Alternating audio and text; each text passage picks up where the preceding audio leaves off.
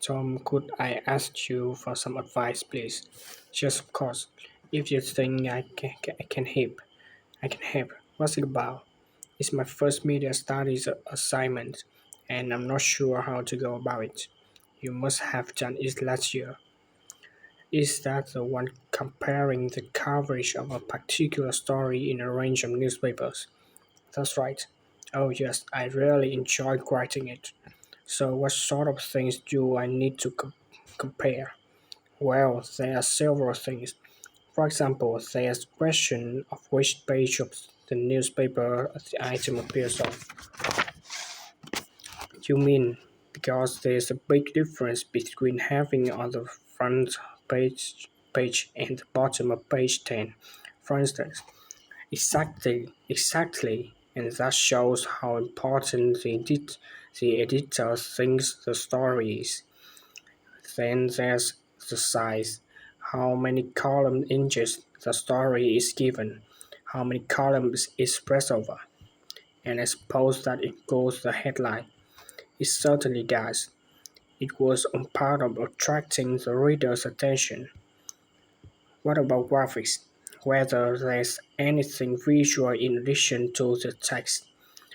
Yes, you need to consider those too because they have a big effect on the reader's understanding of the story, sometimes a bigger effect than the text itself.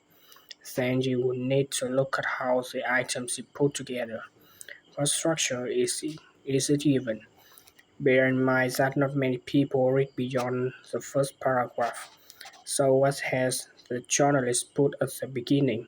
And if says there's conflicting opinions about something, does one appear near the end, where people probably won't read it? And newspapers sometimes give wrong or misleading information, don't they? Either deliberately or by accident. Should I be looking at that too? Just if you can, compare that in different versions, and as far as possible, try and work out what's true and what isn't. And that's related to a very important point, what the writers propose, or at least the most important one, if they have several. It may seem to inform the public, but often it's that they want to create fear or controversy or to make somebody look ridiculous. Gosh, I see what you mean. And I suppose the writer might make assumptions about the reader.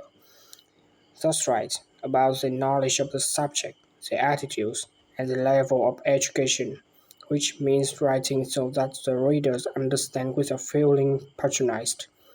All of that will make a difference to how the story is presented.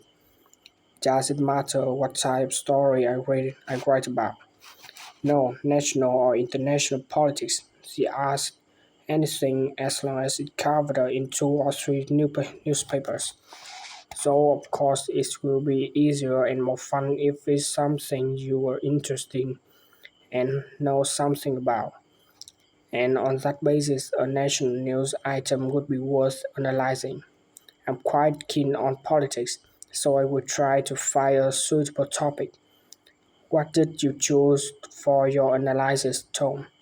I was interested how newspapers express their opinions explicitly, so I wanted to compare editorials in different papers. But when I started looking, I couldn't find two on the same topic that I feel like analyzing. In that case, I wouldn't even bother to look. So in the end, I chose a human interest story, a terrible emotional story about a young girl who was very ill, and lots of other people, mostly strangers, raised money so she could go abroad for treatment. Actually, I was surprised. Some papers just wrote about how wonderful everyone was, but others considered the broader picture, like why treatment wasn't available here. I usually find stories like that raise quite strong feelings in me. I will avoid that. Perhaps I would choose an art topic, like different views of a film or something about fundings of the arts. I will think about that. Just that might be interesting. Okay, well, thanks a lot for your help, Tom. It's been really useful. You're welcome. Good luck with the assignment, Hazel.